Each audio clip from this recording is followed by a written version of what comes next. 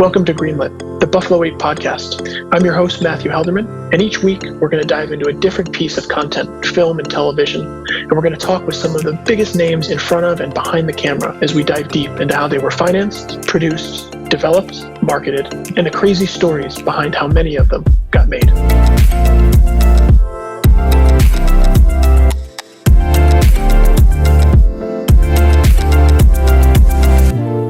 Welcome back to Greenlit, the Buffalo 8 podcast. Today I'm chatting with Paul Bales. Paul is one of the partners of the Los Angeles-based company, The Asylum. They're known most for sort of these mock-you busters or the low-budget blockbuster content. We've worked with Paul a number of times over the years on projects like Sharknado, which will ultimately be the focus of this episode. Paul's background, working at SAG for a number of years, the Screen Actors Guild, and also producing a lot of low-budget content, as in hundreds of movies, is really fascinating for a conversation. Paul's a great guy. We've enjoyed working with him over the years and watching their company grow. As you'll hear him say in this podcast, a lot of people think of them as sort of this one-trick pony overnight success. But Paul's a really fascinating guy, and the folks at The Asylum have done a really nice job of transitioning their business into television. So without further ado, enjoy this conversation with our friend and colleague, Paul Bales. Today I'm joined with an old friend, Paul Bales from The Asylum. And Paul, thanks for carving out the time. Happy to be here. I know we all have more time on our hands than we usually do, so appreciate you jumping on for a little bit. We've been fortunate enough over the years to work with The Asylum on a number of projects. That's certainly fortunate is one way to put it. That's right. Depends how nice we want to be to each other on this podcast. But I'd say Sharknado has always been sort of the big flag in the ground, certainly the biggest project we've worked on together.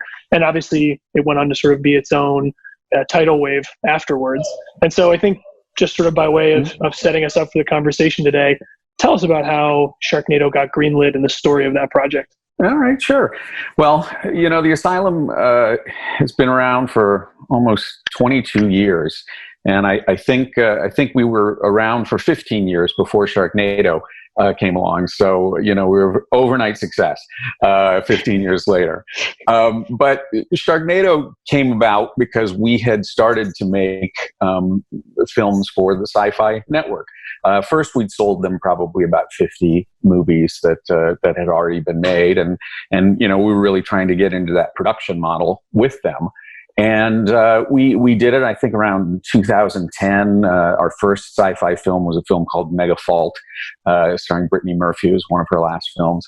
And it rated very well, and so they allowed us to continue making movies for them. And the way it would work with sci-fi at the time is that, we just pitch ideas, and they'd heard a million of them. I mean, when we first started working with them, we created this pitch book of 50 ideas, and they went through it and they go, yeah, we did that one, we're doing this one, that one's already been made, so on and so forth, and finally found one that they could take.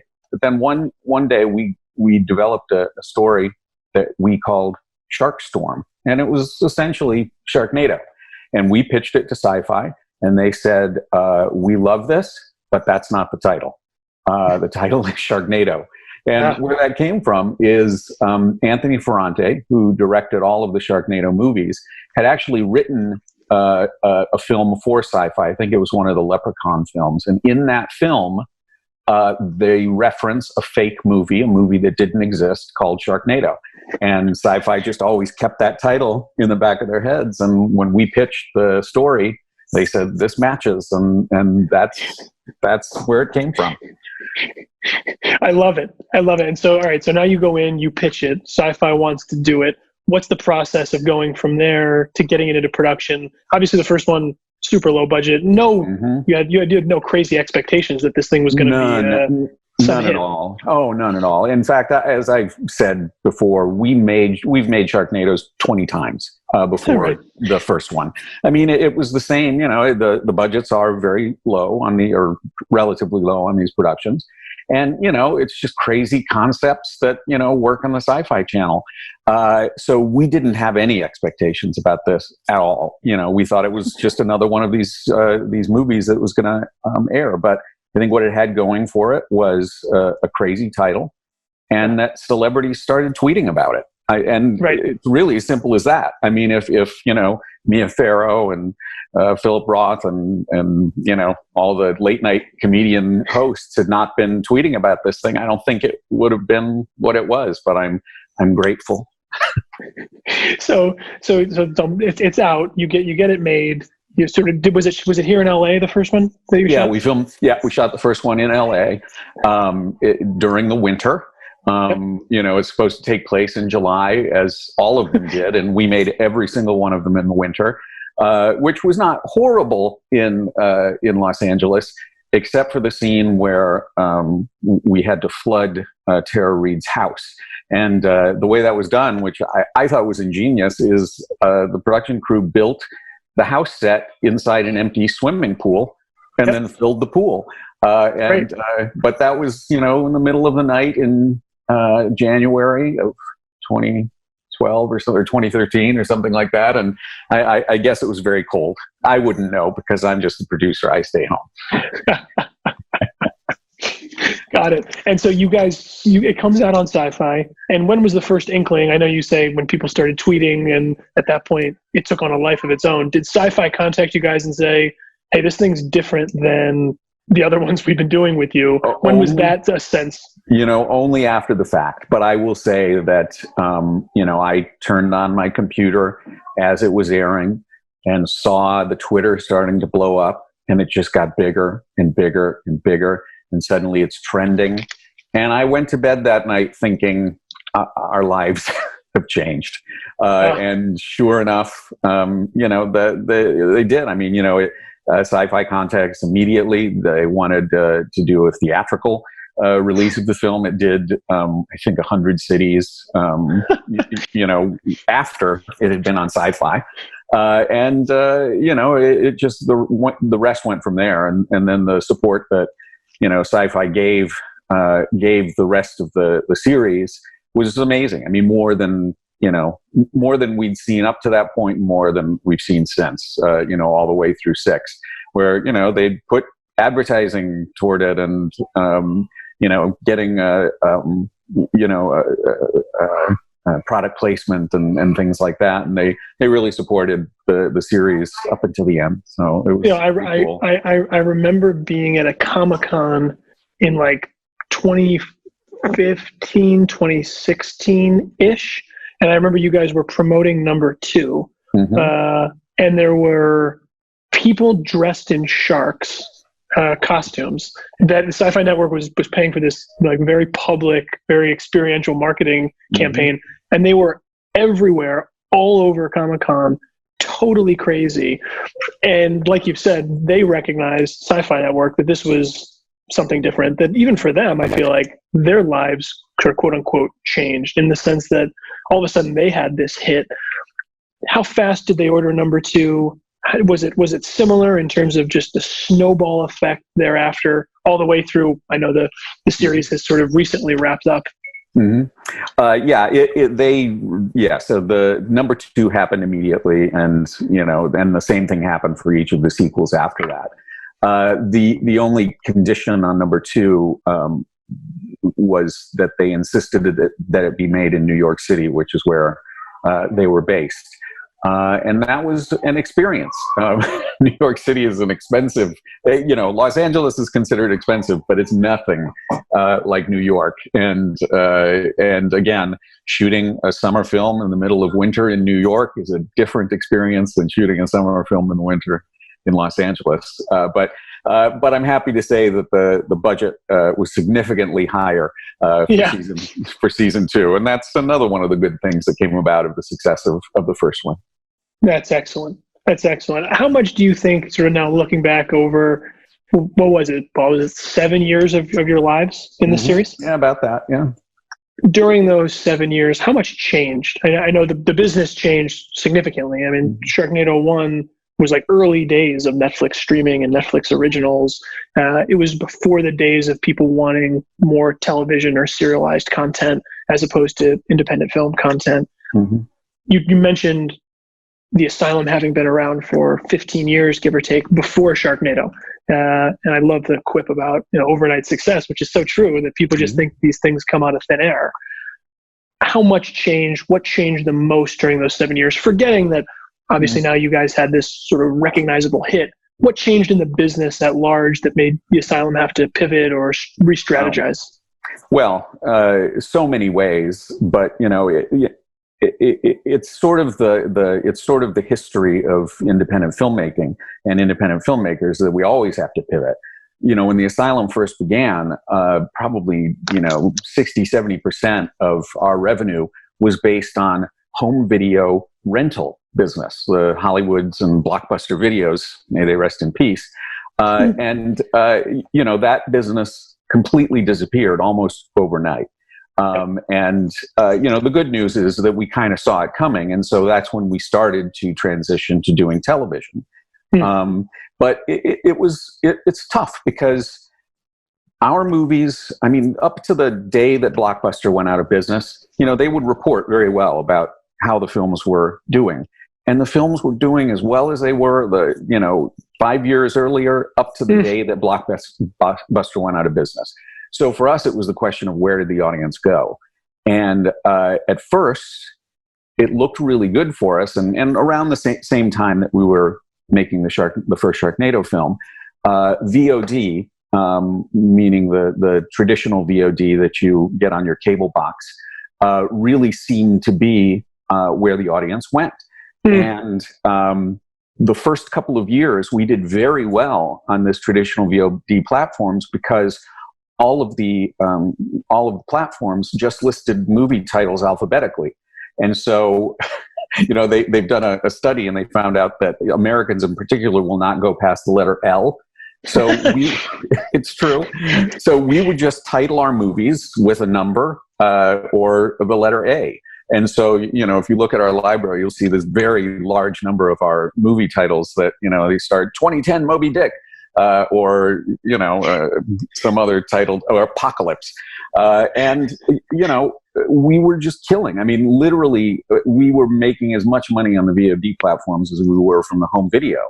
Unfortunately, those platforms became a little more sophisticated, and they started curating those spaces, and they would no longer list them alphabetically, and then it would become trays of, in theaters now or new and noteworthy.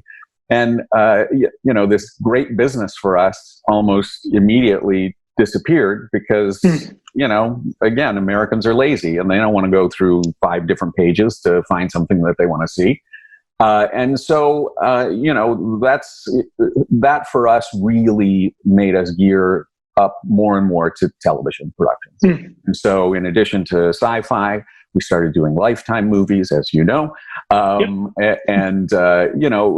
we did an Animal Planet movie, and, really just doing much, much more of the TV movies. And then happy to say that I call it our reward for Sharknado, is Sci-Fi gave us our first television series, which was a series that ran for 5 years called Z Nation.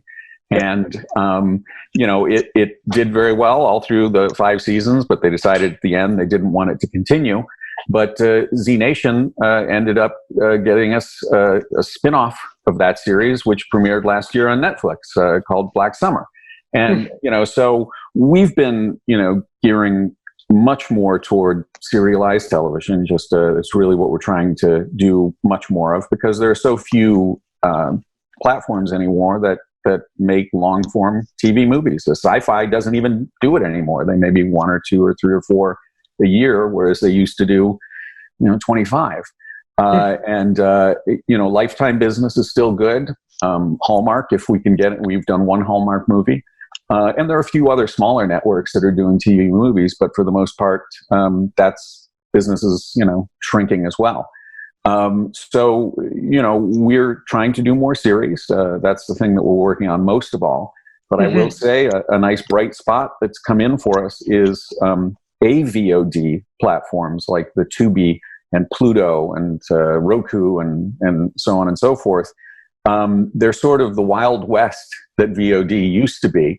It's been a nice bright spot in the market, is that, while we're working to get new television series and make these TV movies, that the library titles, some of these titles going back to, the earliest days of the Asylum, are really making some nice revenue based on these advertising supported VOD platforms.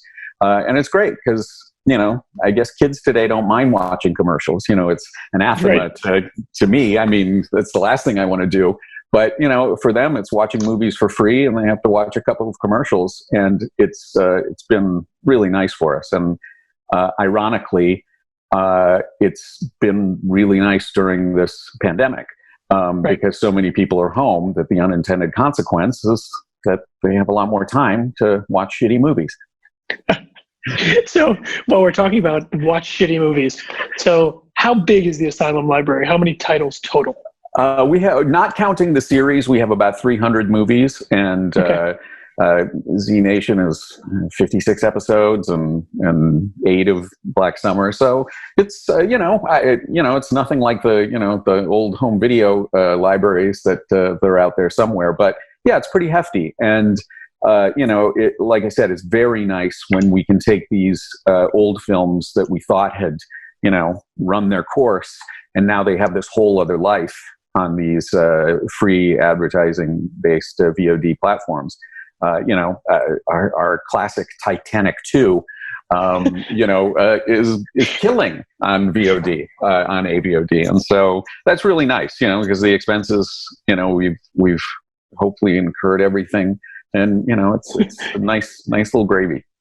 That's great. That's great. Do you know off the top of your head how big the Roger Corman library is? When I think about you guys, and I think about when we came into this business and we're building Bonded and Buffalo 8, I had so many friends who had worked or line produced or PA'd or production coordinated or done posts on Asylum movies that are now, and I'm sure you guys know way better than I do, that this sort of alumni network that you guys have, people are all over the entertainment business, from executives at places like Amazon to agents to big producers to, I'm sure, many people who are no longer in the entertainment business. But I'm curious, it always felt to me like you were building the modern day Corman business. Yeah, was that strategy, or how did it all come about? Yeah, I mean, to a certain extent, it was the strategy. I have 2 partners, David, and we all got to have lunch with Roger one time, and he was very sweet. But I have to say that I got the sense that he didn't appreciate the comparisons as much as we did. But he was he is a gentleman, and this was 7-8 years ago, and what struck me is how up to date he was on everything in the industry. And he was not resting on laurels. He was about what is the thing that's coming up next. Wow. And so, that's exciting. That has a strategy for us to pursue that element. He came up in a whole different world where it was theatrical, where he was making theatrical films and releasing theatrical films. And for us, it's always been the home entertainment. But the Asylum was founded on a couple of rules or strategies. The first one is that we don't make what we want to make; we make what our buyers want us to make. And so, from the beginning and up until now, it used to be we'd go to Dallas, Texas every couple of weeks to visit the powers that be at Blockbuster and say, "What's working? What do you need more of?" And they would tell us, and we would make that. And it's the same thing with television and streaming platforms. It's we're not precious about because we've had the long-term goal of staying in business and making movies for as long as we can. We figure the first rule is do what your buyers want and give them what they want. The second rule, and this is very controversial, is we only make the movies for less than we know we can get back. You have to love that in this business that is, because you're joking somewhat, but you're really not, right? I mean, I think there's so many people that I don't even understand what they think they're making. Like I don't understand the value they think they're getting out of these movies. When you're in the business you're in, or you're in the business we're in of financing content, you get to see, unfortunately at times very crudely, how little value certain pieces of content, or said more truthfully, most pieces of content actually hold. It's true.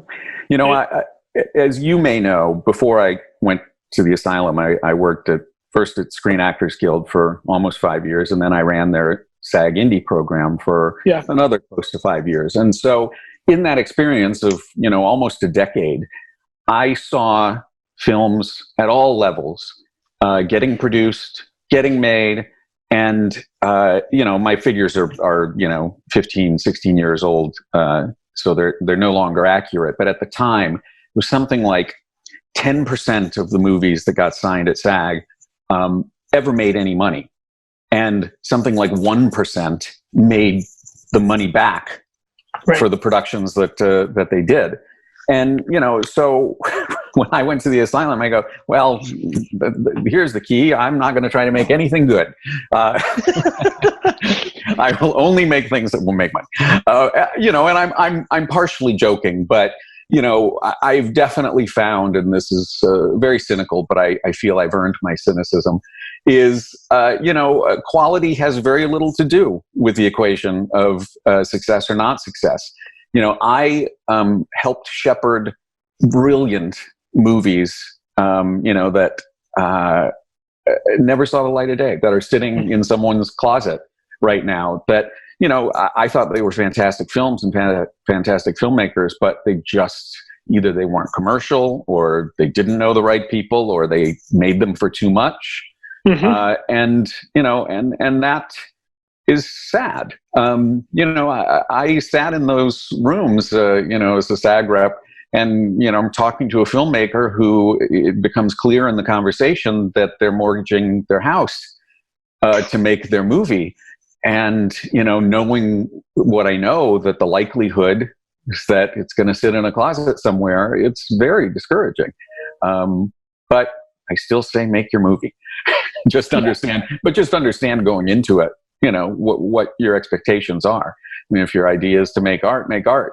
But don't make it expensive. Yeah. What's the third principle, Paul? The first two are really great. I'm curious if there are more. Let's see.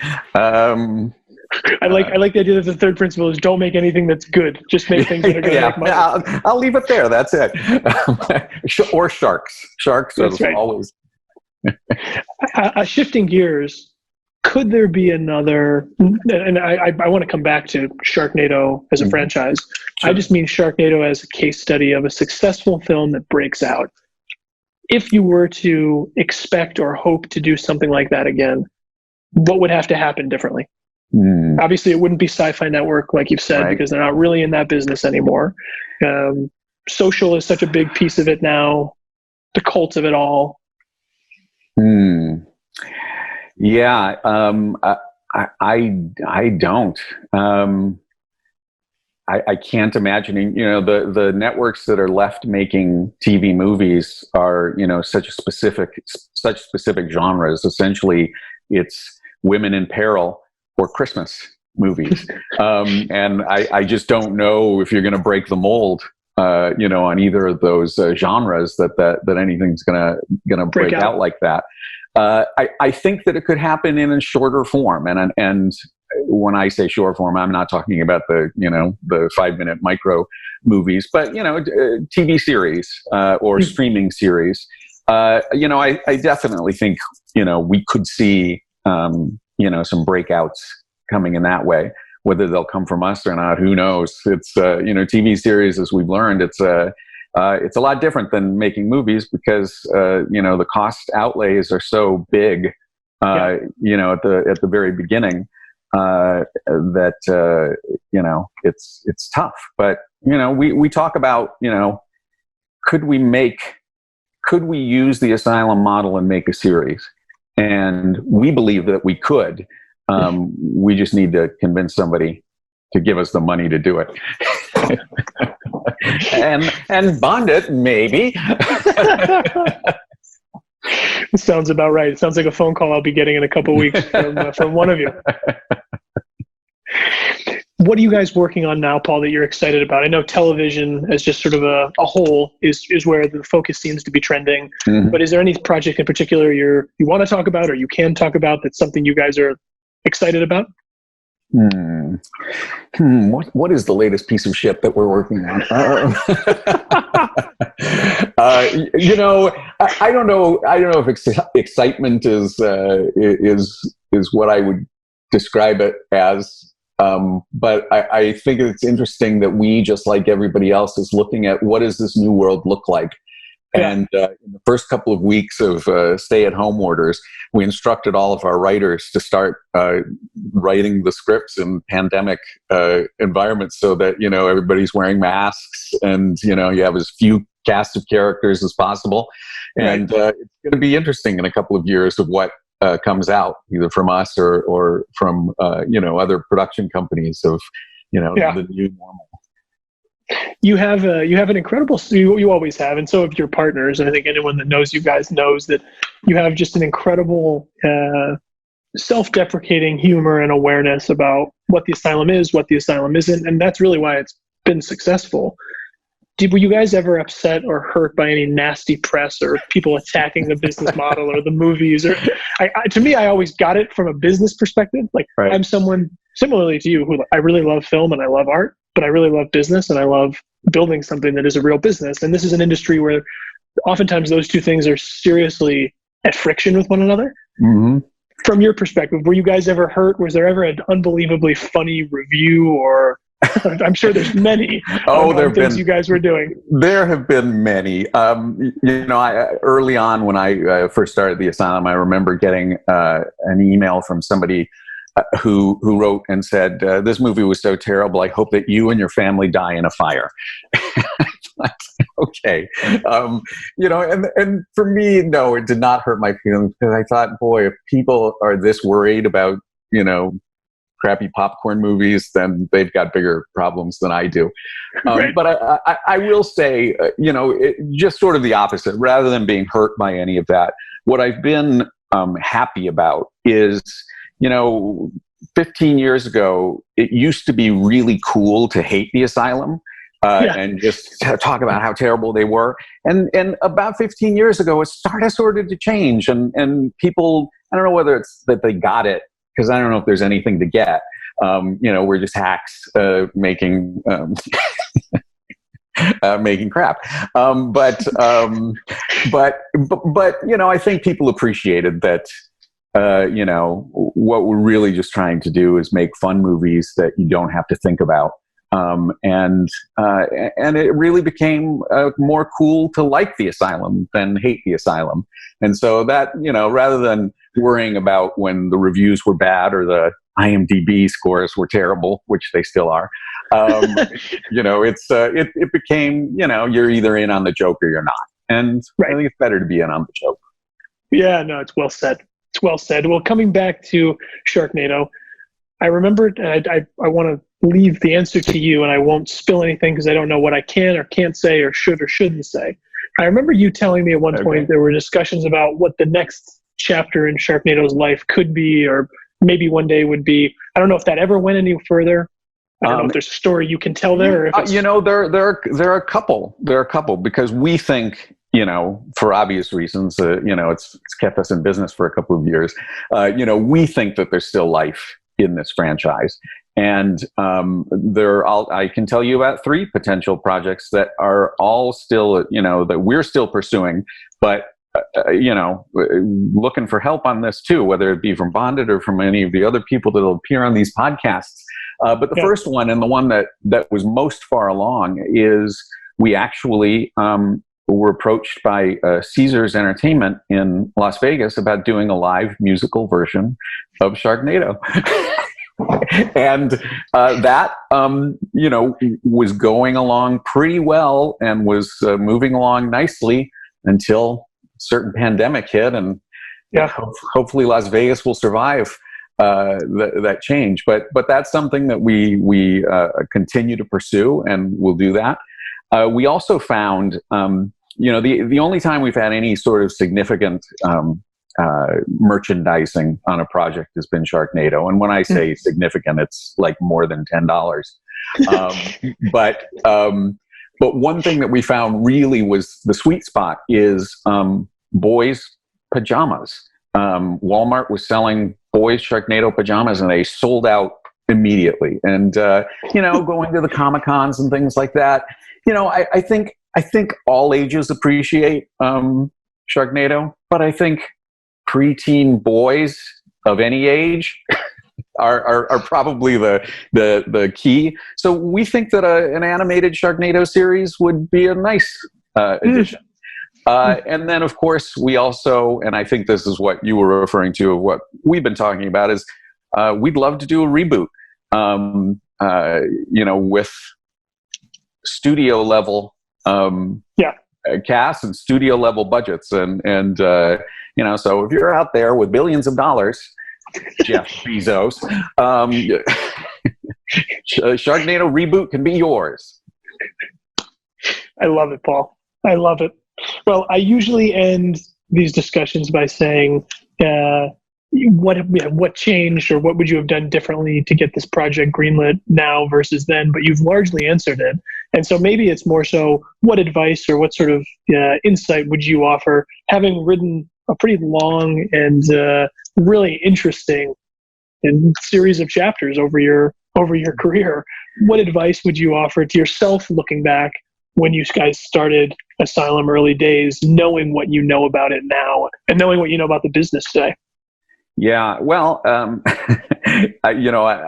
I'm only half joking when I say that if I were giving advice to somebody now, I would not take the path that we've taken, because it doesn't exist anymore.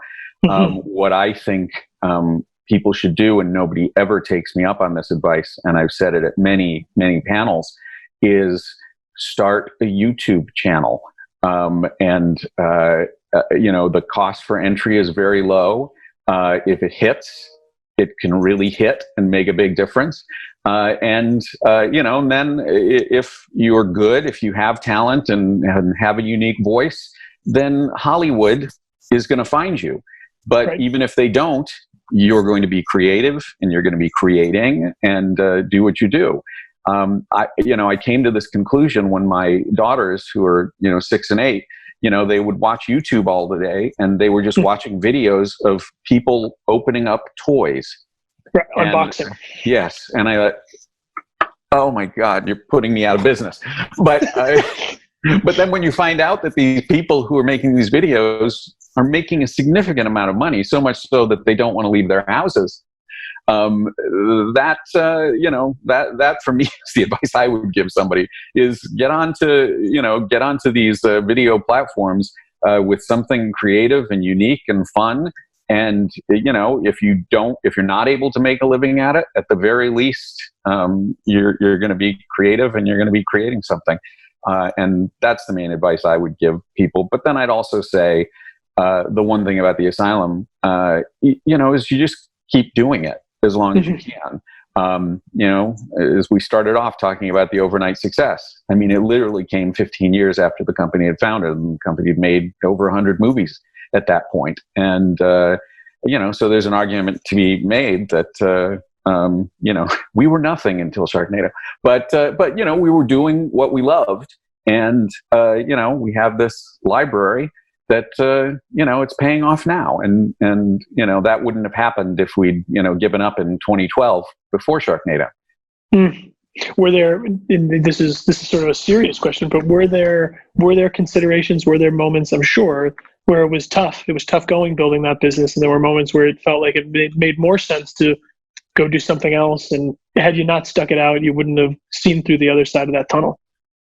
Yeah, no question. I mean, I think the first time that came about, as we talked about, was when the video rental business collapsed.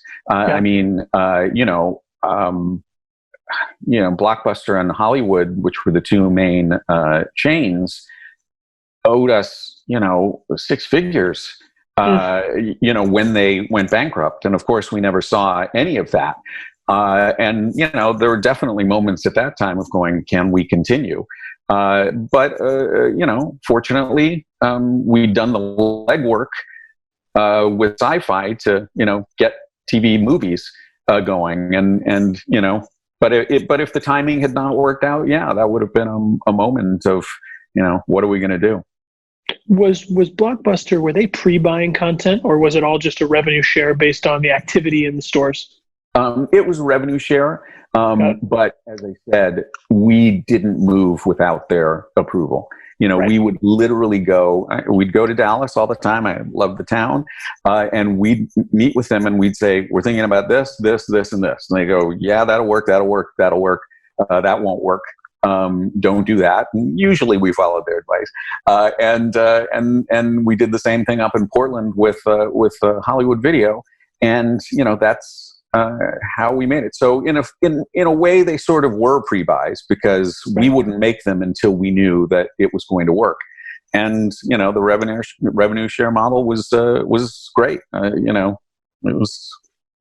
We miss those days so much. Well, it sounds like they were way more fair and honest in terms of their reporting than people that do a rev share these days. Yeah, I think that's absolutely true. And it's a little frightening, and I don't want to finger specifically any companies that we do business with now, but it's challenging when they can unilaterally change the terms of the revenue sharing or the however the payments are made. And that's happened a couple of times with companies that we're doing business with, where the revenue from 1 month can drop 50%. Just because they decided that they need a bigger piece or whatever. Right. The decision making comes from that. But but the good thing, and I kind of alluded to this earlier with independent production companies and independent producers in general, is we have to be nimble and we have to be able to change on a dime. And we've done it now, as I described, 3-4 times just in the time that I've been with the asylum, which is 16, almost 17 years. We've had to change our business model completely. And, the studios are always going to be fine because they have more money than God. But they don't have to, and they can't change, the way that they're doing business. But if you're an indie, you have to be able to do that. And, I'm confident that we'll be able to, pivot to whatever the next new thing, the kids are watching, movies on their watch.